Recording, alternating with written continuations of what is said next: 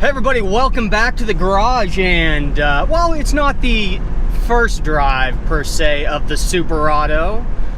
It is the probably, hopefully, the best drive of the Superado so far. So let me give you a little rundown of what we've done. We have a smaller GT35 turbo on here now, pushing a P1 SC1 Procharger Supercharger. So it's turbo feeding Supercharger. It's rear mount. I had to go back. I destroyed a GT45 turbo like an idiot.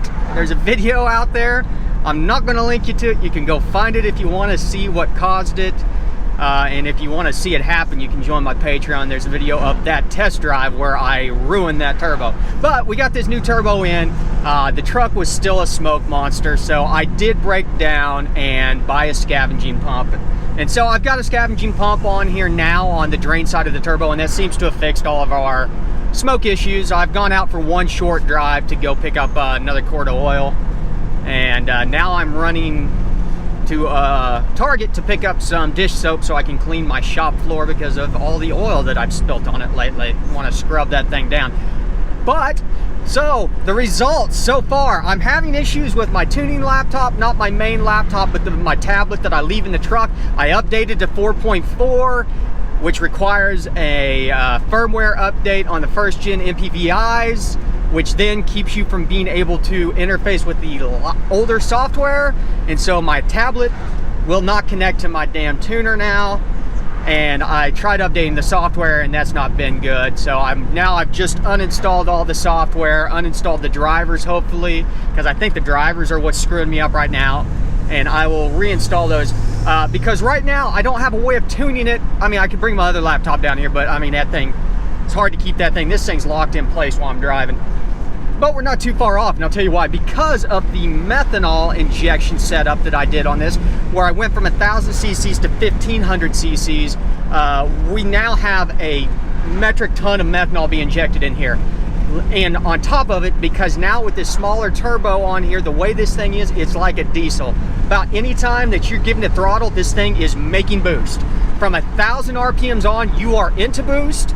And this thing, I've actually had to go in and dial the methanol back because anytime I was giving it any throttle, the methanol pump was coming on because it likes going up to about 3 PSI instantly.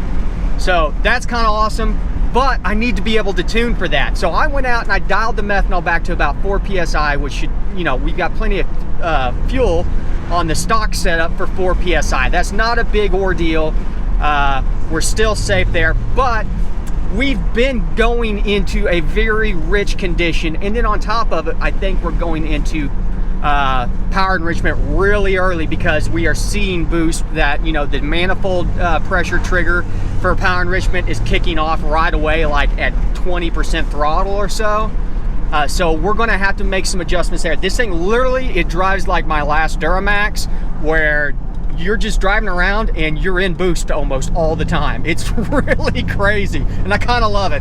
And it sounds amazing. I don't know if you can really hear it very well. I'll mount the camera on the back glass after I get done up here. I want to go in and get what I need to get from Target here, and then I'm going to run this thing through the car wash because it is just covered in dust from all of the work, all the fab that we've been doing in the garage over the last couple weeks.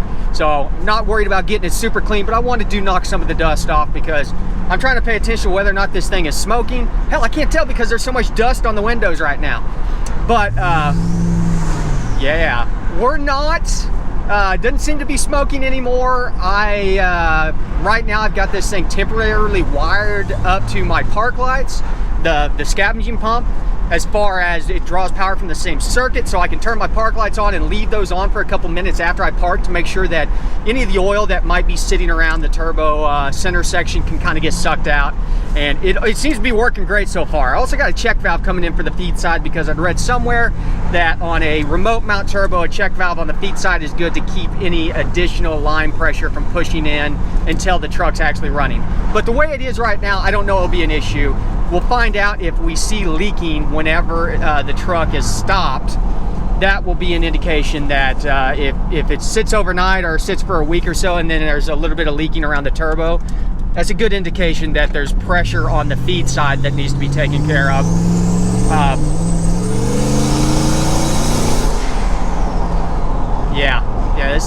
just a boost machine. Now I'm afraid to, I mean, I'm only going like 30–40%, and we're hitting 5–6 psi, which is significantly quicker than it ever did with the Procharger alone. So this is where we've got to be very careful, though.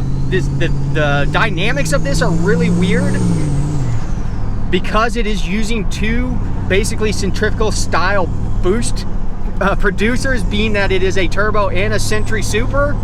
The Supercharger is holding the turbo back a little bit, I can tell that, but once, oh man, we're at 1200 psi with a little bit of load, and it just shoots right up to 1 psi, like without even really giving it any gas.